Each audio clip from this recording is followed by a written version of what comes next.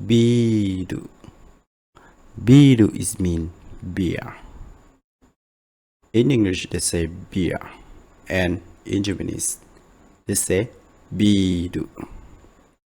When we talk about the beer, in Japanese, when you go to the restaurant, they always say nama biru. Nama biru. Nama is mean fresh. Nothing is very fresh.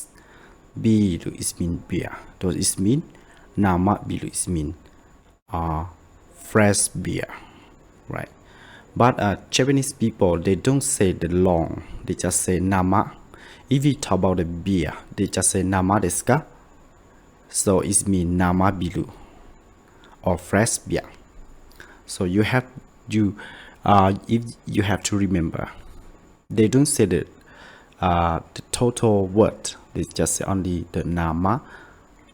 You say about beer, they say nama biru, or nama is just mean the same. Beer, fresh beer. And you can say like biru de onegashimasu or nama biru de onegashimasu, which means please give me the fresh beer. If you just say biru, this means not they don't know that fresh or not. Don't fresh.